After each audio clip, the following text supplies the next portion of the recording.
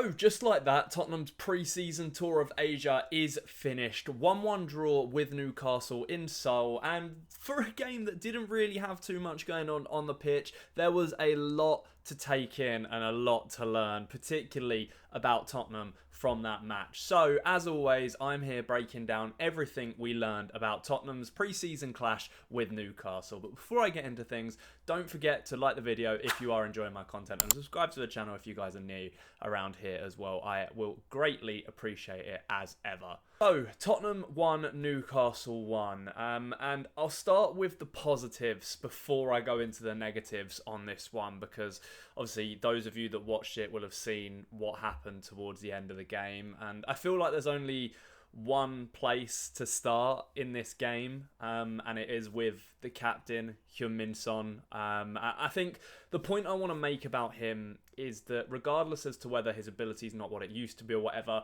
we are going to miss Heung-min Son. That send-off that he got on the pitch when he came off about 65 minutes in was so emotional and so lovely, and credit to Newcastle for playing along with it as well. Obviously, number held up in his home country of South Korea, in Seoul, with a packed out stadium, and you know, they gave him a guard of honour on the way off the pitch, and the entire squad and the touchline gave him one massive hug, and it was not surprising to see Sonny reduced to tears at the end of it. But the key takeaway is we're gonna miss him, and even if it's not so much missing him on the pitch these days, it is more the fact that we're going to miss his presence and his smile and his warmth all around the club all year round, amidst a very tough upcoming season under Thomas Frank. So it was a very fitting end for Sonny.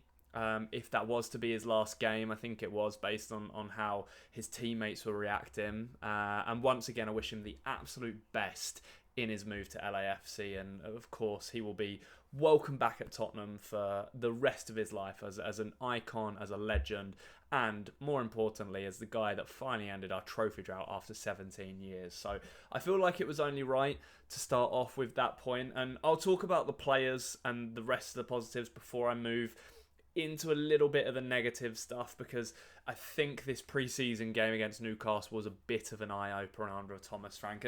But there are a couple of people that I want to mention. The first one is Archie Gray, who I thought had a really, really solid game in central midfield today. We haven't seen enough of Archie Gray in a midfield role. I think of the 35, 40 odd games he played for Spurs last season, I think half of them were starting at centre-back. So to finally see him in the role that we know is probably his strongest and he is best in, and to look comfortable against Premier League opposition, by the way. Newcastle starting three in midfield with Joelinton, Bruno Guimaraes and Lewis Miley, and Archie Gray held his own, and he looked really, really sharp. So I think the midfield is now becoming an area where we are getting a lot stronger. Pat Matasar's looked excellent in pre-season. Bergval's looking good as ever. We have João Paulinho coming into this squad, Rodrigo Benzema, Basuma. All of them have looked relatively good in pre-season, but it does move me on to the next point that I want to talk about, and that is the fact that we have got to get moving in the transfer market, and we now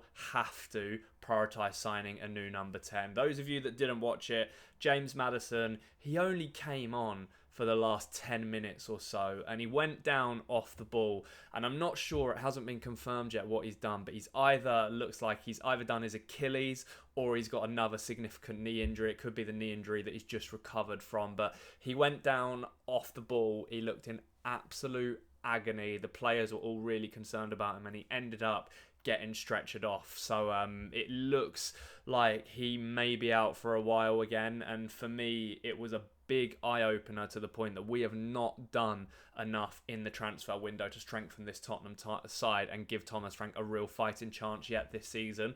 We've now got on the injury list, before the season's begun, James Maddison, Destiny Udogie, Dominic Solanke, and then when you throw in the fact that Heung-min Son is leaving as well, 4 key players to the team last year, and all we've done to replace them is to get in Mohamed Kudus in an attacking sense so far, and that to me is simply not good enough. Dejan Kulusevski, I've completely forgot about Dejan Kulusevski. He's obviously on that injured list as well, but we are seriously lacking now a number 10 and a creative midfielder, and I think it really now makes this Morgan Gibbs-White deal falling through look even worse. And if it were me and if it were in my hands tonight, I would go out there and I would throw the bag at Eberechi Eze, throw the bag at Xavi Simons, one of those two, because we have got to replace him. James Maddison, I love him. He's one of my favourite footballers and one of my favourite guys at Tottenham Hotspur Football Club, but we cannot rely on him to stay fit, and he cannot seem to stay fit in general at the moment. So we have to do something in this transfer window before the season starts. We cannot wait around any longer, and I think that much was very, very clear. I think the issue at left back is still very prominent as well, particularly in that first half, and I don't know if it was just Thomas Frank giving some minutes to Ben Davies to, you know, make him happy and make sure he's up to fitness a little bit more, but everything that Newcastle were creating was coming down Ben Davies' side in that first half, and he just looks nowhere near the level that we need. Obviously, Pedro Porro cannot play every single game at right back, so Jed Spencer's going to have to fill in there a lot as well. But we're still missing a fullback. We're missing that fullback. We're missing a striker because I don't think Richarlison is the guy either. Obviously, Solanke's injured as well. And now we're missing a number 10. So there is serious, serious work to be done in this remaining couple of weeks before the season starts in terms of bringing in some fresh faces. Otherwise, guys, unfortunately, it's just going to be another struggle in the Premier League. When you consider the fact that we've got to contend with Champions League football this season as well, it is a weak squad. And I hate to be negative, especially in pre-season, because I know pre-season is pre-season, but as I said, to me, this Newcastle game was a real eye-opener for what we are lacking and what we are missing out on. But I think today as well, to go back to a couple of positives, Brennan Johnson was really, really good on the right wing in the first half. He looked more confident, he looked sharp, and he drifted in a lot more central areas, which is something we're going to see a lot